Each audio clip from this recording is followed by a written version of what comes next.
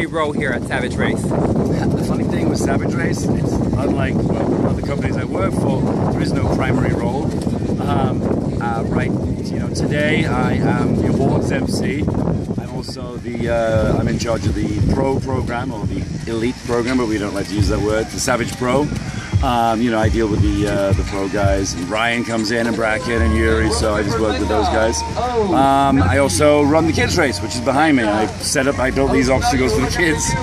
So, we wear many, many hats here, and there's no race directors, we're all basically event managers. Awesome. I saw you in the kids race. You were having a little fun with the foam there. Oh, the foam machine I brought from one of my old races before I was working, where I used to fill the start corral with foam. It's a big industrial nightclub foam machine.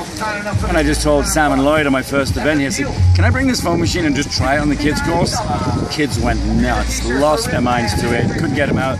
So I was like, yeah, let's just keep it. So it's a major fixture, the foam pit. Awesome. Wheel World. Yes. What was your role in that? It seems kind of diabolical. My role in Wheel World is pretty heavy. I mean, obviously the team put it all together, but the concept came from an obstacle, something at my 8-year-old son's playground in Western Florida. It's just a couple of wheels that span, and he went from one to the other, and I'm looking thinking, if that was enormous and over a giant pit of water, that could be fun. So I kind of sketched it up. Worked on some schematics with a friend of mine who's a fabricator, and pitched it to the guys at Savage, and they were like, let's do it. And it's been a massive hit. People love it. So yeah, and then the diabolical bit is the fact that there's an invisible angle that we put on. You can't see it. So that if you do not keep your momentum, you find yourself hanging in mid, backwards, facing the wrong way. And that's deliberate. That's very deliberate. Awesome. Speaking of diabolical, let me ask you a little bit about OCR World Championships. You have a little hand delve in that. Rumors going around there's going to be 2 platinum rigs. Do you have any role specific in that? I have actually a pretty big hand in that one. I mean, Adrian is obviously the king of the hill for the OCR WC, or the World Championship. I'm the race director, or the director of race ops, so I'm designing the course, placing the obstacles and all that. And yes, absolutely, there will be 2 platinum rigs at the course in different places.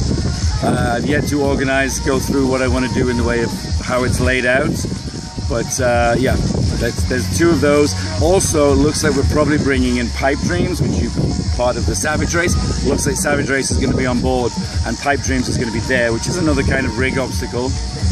And then there's the monkey bars, and OCR Warrior is going to be there with their final gauntlet. So that on top of a number of other obstacles, we're looking at about 71 to 75 obstacles in approximately 8-9 mile course. I just keep saying between 8 and 10. Okay. We were about 8 and change yet last year. We're going to be a bit longer. I got some new trails and places that nobody went last year.